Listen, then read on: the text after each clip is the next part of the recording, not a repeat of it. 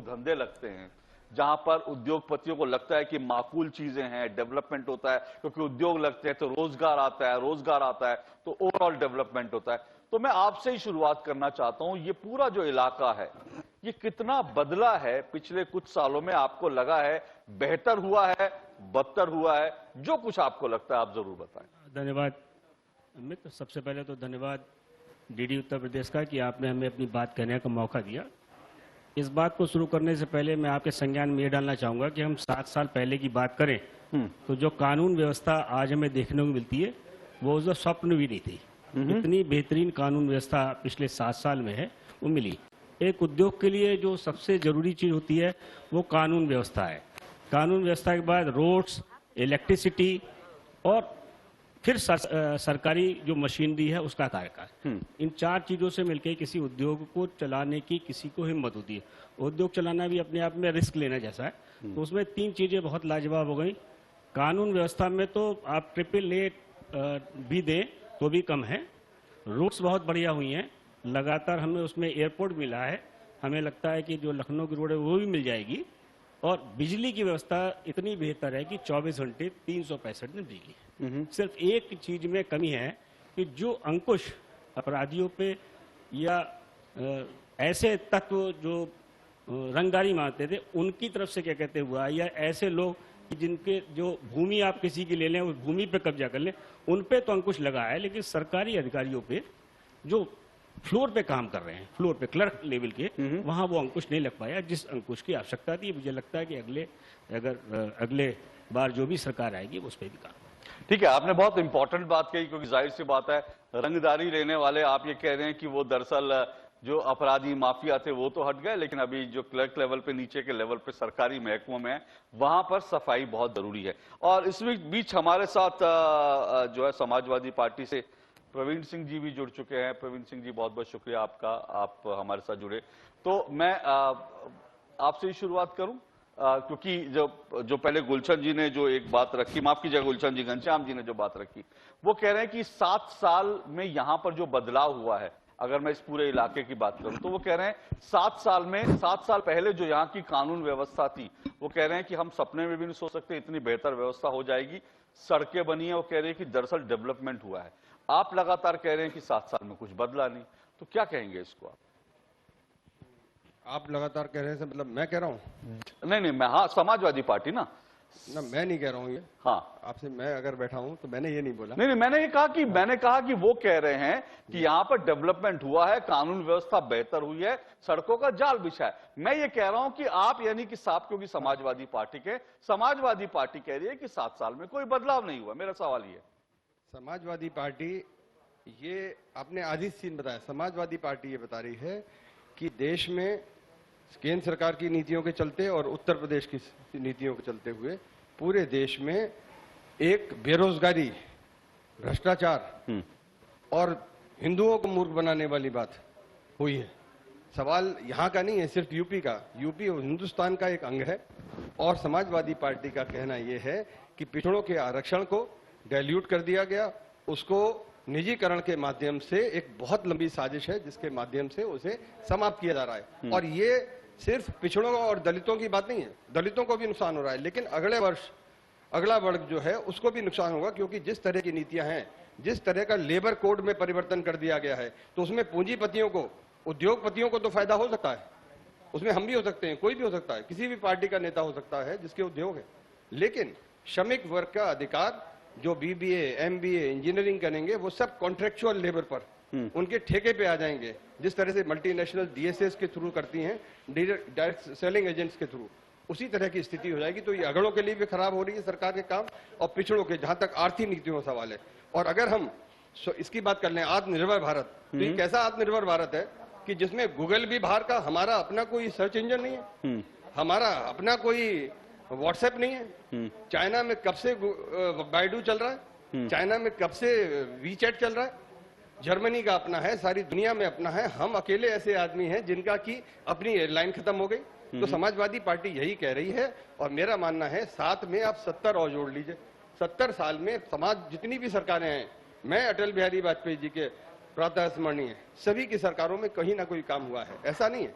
मैं ये नहीं मानना चाहता कि पिछले 7 सालों में कोई विकास नहीं हुआ। डेवलपमेंट हुआ है, लेकिन डेवलपमेंट अगर सिर्फ पूंजीपतियों की पूंजी बढ़ रही है और वो भी चंद पूंजीपतियों की बढ़ रही, तो वो डेवलपमेंट जहां ठीक है तक सर, आर्थिक डेवलपमेंट है मैं इस उसकी पे बात- जवाब लूंगा। उससे पहले दो बातें मैं आपसे जानना चाहिए। एक तो आपने कहा कि हिंदुओं को बीजेपी बेवकूफ बना रही है, निश्चित रूप से। किस रूप में आप ये कह रहे हैं? हम जब- भी हिंदू हैं। जब हाँ, 130 नहीं, मैं ये करोड़ नहीं की कह रहा, बात होती है, मैं हिंदू, मैं ये वैसे बता मैं रहा पूछ रहा हूं, हूँ उसी किस बात को रूप मैं में पूरा आप कर- कहते हैं कि हिंदुओं हम को भी बेवकूफ हिंदू हैं। ये सब 130 करोड़ की बात प्रधानमंत्री जी मोदी जी करते हैं, उसमें हम भी शामिल हैं। अखिलेश यादव जी शामिल हैं, मुलायम सिंह जी शामिल हैं, नहीं, सैकड़ों तो हजारों बे- करोड़ों बेवकूफ दलित शामिल कैसे हैं। बना रहे हैं? सब शामिल हैं। मूर्ख इस तरह से बनाया जा रहा है कि जब अगर बेरोजगारी आएगी तो अगर हिंदू 80 पर 80-20 की बात, 80 के प्रपोर्शन में बेरोजगार हो रहा है।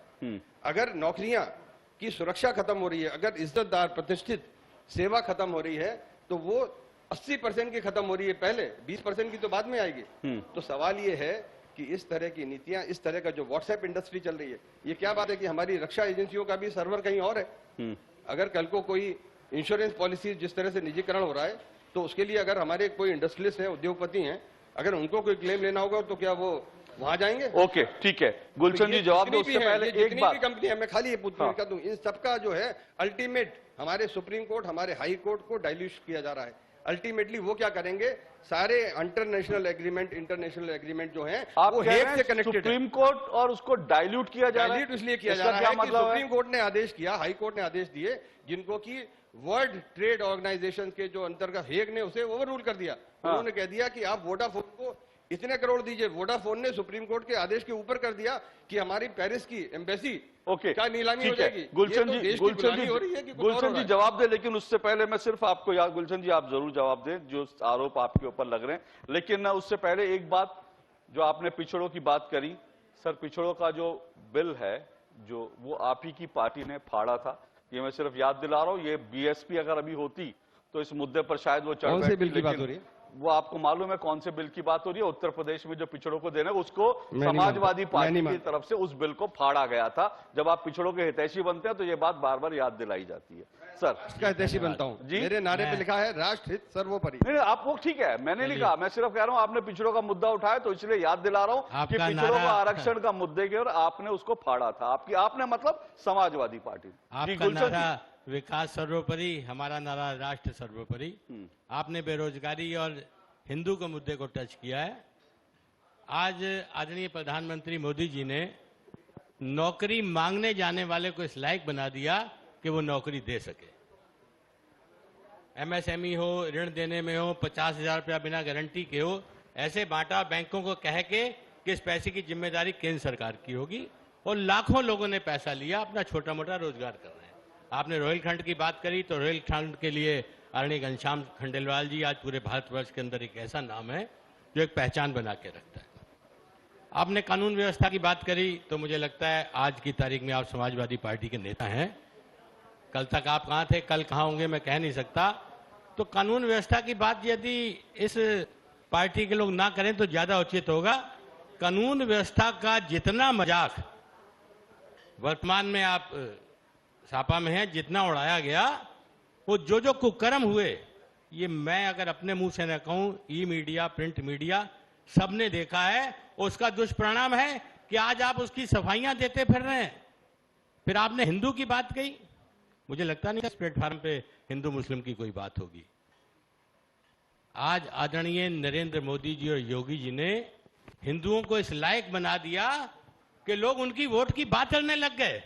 पहले आप लोग सब क्या करते थे, इतने प्रतिशत आप अल्पसंख्यक हैं, तुष्टीकरण के, मैं तथाकथित धर्मनिरपेक्ष कहूं, ये सारे शब्द प्रायवाची हैं। मैं यदि कहूं, मीडिया भी उसमें लिखता था 3,80,000 वोटर, 1,20,000 मुसलमान, फिर तमाम जितने वर्ग में कोई क्षमा याचना से नाई, धोबी, मोची, वैश्य, ब्राह्मण सब लिखते थे।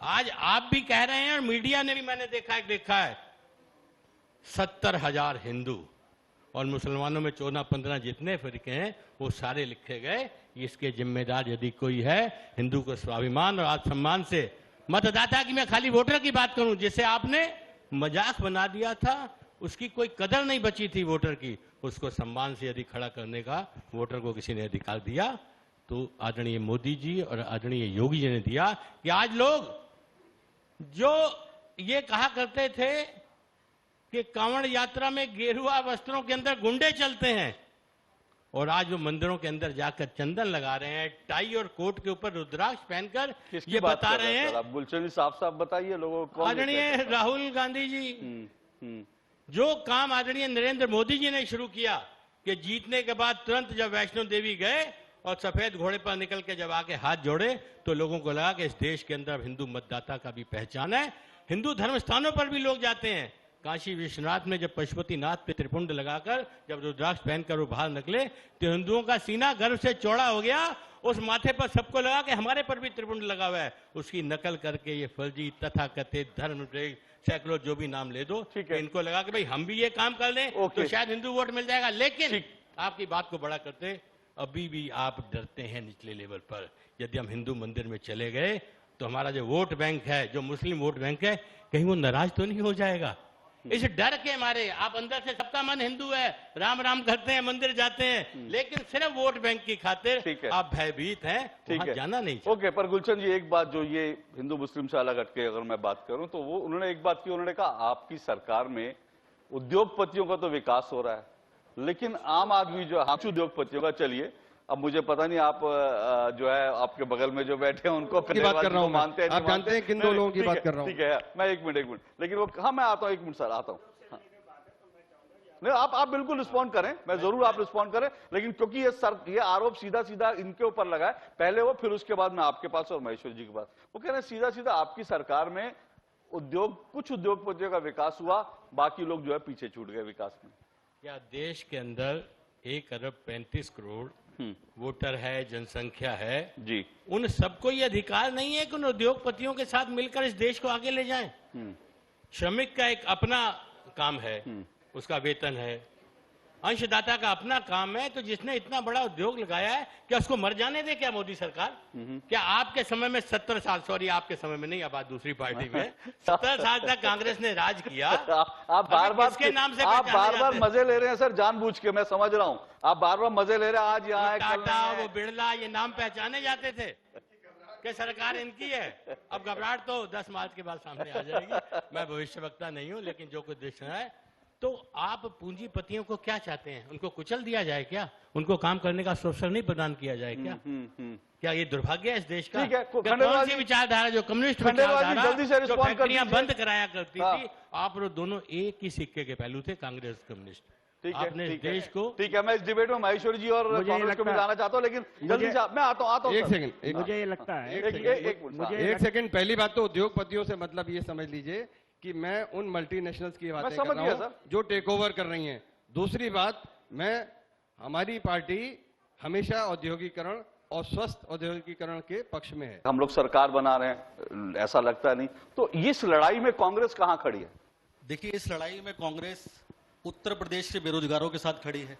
इस लड़ाई में कांग्रेस जो गरीब जनता उनके साथ खड़ी है। इस लड़ाई में कांग्रेस किसानों के साथ खड़ी है।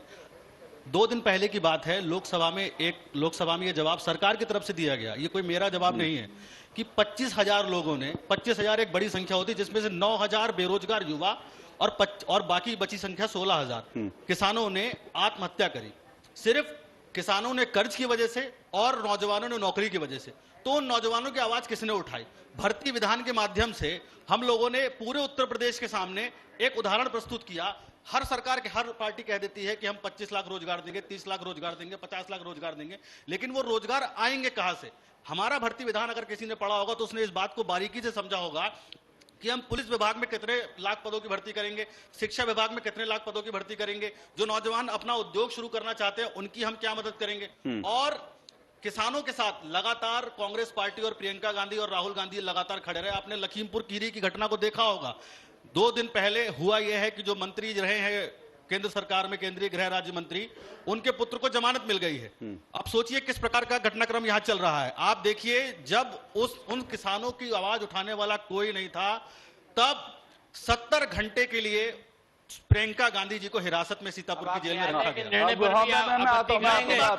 न्यायालय ने जमानत क्यों दे दी? तो इससे बड़ा दुर्भाग्य हो गया। मेरी बात ये भी समझिए, वो बात जेन्युइन जेन्युइन है। एक बात बताइए, सभी के सामने वो वीडियो थी, सारे मीडिया चैनलों ने वो वीडियो चलाई, किस प्रकार से किसानों को बुरी तरह से कुचला गया। आज इस देश में इस प्रकार का माहौल है, लगातार किसान आंदोलन पे बैठे रहे। जब आपको लगा उत्तर प्रदेश का चुनाव आने वाला है, कहीं ना कहीं हम किसान आंदोलन के जरिए बैकफुट पे जाएंगे, तो आनंद फानंद में आपने क्या किया कि बिलों को वापस ले लिया गया। लेकिन आज भी आपने एमएसपी पे अपनी स्थिति स्पष्ट नहीं करी है। तो उत्तर प्रदेश के अंदर हमारी पार्टी पिछले 3 सालों से लगातार मेहनत कर रही है। मुझे शायद ही कोई ऐसा मुद्दा याद हो। मैं फिर जानना चाह रहा हूं, आपने ये कहा ठीक है, इन सबके साथ खड़ा होना चाहिए, कहीं कोई मुद्दा विपक्ष का काम है कि अगर किसान का मुद्दा, बेरोजगारी का मुद्दा हो, महिलाओं का मुद्दा हो, विपक्ष को खड़ा होना चाहिए, वो आप ठीक है। लेकिन मैं ये पूछ रहा हूं, चुनाव में कहां खड़ी है? क्या आपको कुछ 5-7 सीटें, 2-4-5 सीटें, 10 सीटें कुछ मिल रही हैं? मैं ये पूछ रहा हूं। हम लोग पिछले समय में जो चुनाव रहे उसमें कांग्रेस पार्टी गठबंधन के साथ चुनाव में जाती थी। इस बार हम 403 विधानसभा सीटों पे चुनाव लड़ रहे हैं। जब प्रियंका जी ने लड़की हूं लड़ सकती हूं का नारा दिया, तो कई लोगों ने यह कहा कि आपको तो चुनाव लड़ने वाली लड़कियां नहीं मिलेंगी। लेकिन आप विश्वास मानिए, एक सीट पे 10-10, 15-15 लड़कियों के आवेदन आए। आप 403 पे लड़ रहे हैं, मैं इसलिए पूछा क्योंकि अमरोहा से आपका वो भाग गए हैं, वो सपा की साइकिल पे चढ़ गए, आपने टिकट दिया, वो सपा की साइकिल पे चढ़ तो गए। उसमें समाजवादी पार्टी के भी प्रत्याशी इस तरह से पार्टी छोड़े हैं, भाजपा के प्रत्याशी भी इस तरह से पार्टी छोड़े हैं। तो चुनाव में 403 मिले हैं पहले, 403 कैंडिडेट आप देखिए, हमारी सूची जारी हुई और 403 विधानसभा अभी भागे हैं ना, वो इसलिए मैं कह रहा हूं। इस वादे को भी पूर्ण किया है कि उसमें 40 सीटें, कितनी सीटें आपको मिलेंगी? जी, ये जनता के ऊपर निर्णय है। जनता जिस प्रकार का हम लोग आपका आकलन होगा, आप लोग जनता के आकलन। हमारा पूरा आकलन जनता पर निर्भर करता है। हम अगर जनता को इस बात का एहसास होगा कि बेरोजगारी के मुद्दे पर सबसे ज्यादा कांग्रेस पार्टी लड़ी है, किसानों के मुद्दे पर अभी आपने सर तौकीर रजा की बात की, मैंने पूछा तो आपने कहा आपके सहयोगी हैं, तो तौकीर रजा साहब ने कहा कांग्रेस सरकार नहीं बना सकती, हम जानते हैं, ये आपके सहयोगी कह रहे हैं। तो मुझे समझ में नहीं आ रहा, जिस पार्टी के सहयोगी ये कहें कि ये सरकार नहीं बना रहे जी, वो फिर लड़ाई में कहां खड़ी है? ज्यादा समय नहीं हुआ है, लेकिन हम 3 सालों से लोगों के बीच में काम कर रहे हैं। आप ये समझिए, लेकिन कांग्रेस पार्टी की बात कर रहा हूं मैं, कांग्रेस पार्टी की बात कांग्रेस पार्टी की बात कर रहा हूं। ठीक है, भाजपा आरएसएस तौकीर मियां के बारे में ज्यादा जानते हैं, आप नहीं समझ पाएंगे। मैं 1 मिनट सर, सिंह ऐरन जी परिवार भी बहुत जानता है। ओके सर, मैं महेश्वरी जी को इस डिबेट में हूं, लेकिन मनोज जी समय कम है, लेकिन फिर भी मैं आपको याद दिला रहा हूं, आपने अभी भर्तियों की बात कही, आपने अभी किसानों की बात करी, तो सर सबसे बड़ी बात यह है कि भर्तियों जिस वक्त जो बेरोजगारी जो है वो राजस्थान में जहां आपकी सरकार है वहां चरम पर है। और अगर मैं भर्ती घोटालों की बात करूं, पेपर लीक की बात करूं, राजस्थान में इस वक्त सबसे ज्यादा पेपर लीक हो रहे हैं। और दूसरी बात यह भी बता दूं कि राजस्थान में किसानों की जमीन नीलाम हो रही थी, बड़ी मुश्किल से लोगों ने मुद्दा उठाया, तब उन किसानों की जमीन नीलाम हो रही थी जिनको राहुल जी ने कहा था कि 1, 2, 3, 4, 5, 6, 7, 8, 9, 10 तक गिनोगे कर्जे आपके माफ हो जाएंगे। उनकी जमीन नीलाम हो रही थी, टिकैत साहब को जाना पड़ा, तब जाकर उनकी जमीनें बची। अभी कितनी बचेगी? छोटी सी बात कहूंगा इसी के जवाब में, इसके जवाब में एक छोटी सी बात यह कहूंगा, जब कोई भी दल या कोई भी मीडिया इस प्रकार का सवाल पूछती है और कांग्रेस पार्टी को राजस्थान से रिलेट करती है, तो भारत में कांग्रेस पार्टी इकलौती ऐसी पार्टी नहीं जो अन्य राज्यों में है। भारतीय जनता पार्टी की भी मध्य प्रदेश में सरकार है, वहां भी आप रोजगार की स्थिति देखिए, बिल्कुल है, और उत्तराखंड में आप रोजगार की स्थिति देखिए, हिमाचल में आप रोजगार की स्थिति देखिए। रीट की परीक्षा में आरोप लगा, हमारे वहां के माननीय मुख्यमंत्री अशोक गहलोत जी ने परीक्षा रद्द करी, अब दोबारा उनको पदों को बढ़ा दिया। पहले 30,000 पदों पर भर्ती हो रही थी, अब 60,000 पदों पर वो सारे नौजवान नौकरी प्राप्त करेंगे। ये सूचिता होती है। यहां पर क्या हुआ, यहां पर आपने 69,000 शिक्षक भर्ती की परीक्षा देखी होगी। 69,000 शिक्षक भर्ती में सिद्धार्थनाथ सिंह के OHD जो रहे हैं वो उस परीक्षा में धांधली कराने में मुख्य रूप से संलिप्त थे। उसके बाद लड़कियों की कॉपियां जलाई गई। मैं एक छोटा सा उदाहरण दूंगा, हाईकोर्ट की सुनवाई के वक्त मैं मौजूद था, एक सोनिका देवी नाम की लड़की थी, एक जज थे, उन्होंने पूछा गया उस समय जो 69,000 परीक्षा कराई थी, तो सरकार ने बड़ी नौटंकी करी थी कि हम लिखित परीक्षा करा रहे हैं और हम हर पेपर के जो आंसर शीट है उसमें QR कोड महेश्वरी जी को QR कोड रहेगा। वो लड़की हाई कोर्ट में गुहार लगाती रह गई कि मेरी कॉपी जला दी गई है, और जब QR मैच कराया गया तो उस लड़की की कॉपी का एक भी पन्ना मैच नहीं कर रहा था। लगातार इतने सबूत और कागज इनके पास मौजूद है, तो यहाँ बैठकर क्या? चंद्रमा सिंह यादव कौन है मुझे ये बता दीजिए। ठीक है, 1 मिनट। चंद्रमा सिंह यादव, यादवों के बारे में मैं ज्यादा नहीं बता सकता। आप ही की पार्टी के ओके, ठीक है महेश्वरी जी, महेश्वरी जी, ये रोहिलखंड के अब डेवलपमेंट के विकास की बात कर रहे हैं, आपको क्या लग रहा है कि यहाँ पर क्या डेवलपमेंट सबसे बड़ी बात है, विकास यहाँ पर मुद्दा है भी, और अगर है तो क्या यहाँ पर आपको लगता है कि किस तरह की यहाँ पर लोग इस वक्त चाह रहे हैं कि किस तरह का डेवलपमेंट हो? नहीं, विकास तो हमेशा चुनाव में मुद्दा रहता है, हो सकता है कि उस पर थोड़ा कुछ और चीजें हावी हों, लेकिन विकास आज भी मुद्दा है। स्मार्ट सिटी है, उसके कारण को लेके सपा आरोप लगाती रही है, भाजपा कहती है हम बहुत अच्छे लगा रहे हैं, लेकिन दिक्कत है उस स्मार्ट सिटी के कार्यों में भी है। और सबसे बड़ी है कि यहाँ की लिंक की दिक्कत है। जब यूपी में एक्सप्रेस वे तेजी से बन रहे हैं, आज भी बरेली की कोई भी अच्छी लिंक नहीं है, न दिल्ली से है और न लखनऊ से है। एक शाहजहांपुर में पुल है, रास्ता है, पुल बना नहीं है, 7 साल से अटका हुआ है। अब वो बनेगा, अभी 1-2 महीने लगेंगे, लेकिन इन कार्यों को तेजी से होना चाहिए। उद्योगों के विकास की गति है बहुत धीमी है और औद्योगिक आस्थान की जरूरत है, पर उस पर सुनवाई नहीं होती है। उद्योगपतियों का भी अपना कहना रहा है कि हम भ्रष्टाचार से परेशान रहते हैं, तो कहीं न कहीं ये दिक्कत तो है, लेकिन विकास के मुद्दे तब भी हैं। और काफी, अगर सपा और बसपा की सरकारों की तुलना करें, काफी बदलाव भी देखने को मिले हैं, ऐसा नहीं है। तो उसको हम नजर में रखना ही चाहेंगे बिल्कुल। तो आपको लगता है लड़ाई जो है यहाँ पर, अगर रुहेलखंड की बात करूं, क्योंकि अभी बसपा तो हमारे साथ यहाँ पर इस मंच पे नहीं है उनका प्रतिनिधि, लेकिन आपको लगता है क्योंकि ये कुछ इलाके ऐसे हैं जो बसपा की भी पॉकेट मानी जाती है, आपको लगता है मुकाबले में बसपा कांग्रेस कहीं है कि ये दो तरफा कांग्रेस तो मुकाबले में कहना थोड़ा कठिन होगा, लेकिन सपा बसपा की ज्यादातर जगह फाइट है और एक आध जगह बसपा बाकी तो मुख्य रूप से यह मुकाबला समाजवादी पार्टी और भाजपा के बीजेपी के बीच है। ठीक है, मुख्य रूप से मुकाबला सपा और बीजेपी के बीच है, ऐसा महेश्वर जी कह रहे हैं। और समय, मैं माफी चाहता हूं, समय इतना ही है, लेकिन कुल मिलाकर इसमें कोई दो राय नहीं कि जो रुहेलखंड है यहां पर भी विकास अगर मुद्दा बनेगा तो बेहतर है। लोग अगर इस विकास के पैमाने पर अपना वोट देने से पहले तमाम पार्टियों के जो संकल्प पत्र हैं, घोषणा पत्र हैं, जो भी वचन पत्र हैं, उन सबका आकलन करेंगे, जो काम हुआ उनका आकलन करेंगे, तो मुझे लगता है कि वो उनका जो वोट है वो ज्यादा प्रभावी तरीके से दे पाएंगे। बहुत बहुत शुक्रिया सर, समय इतना ही है।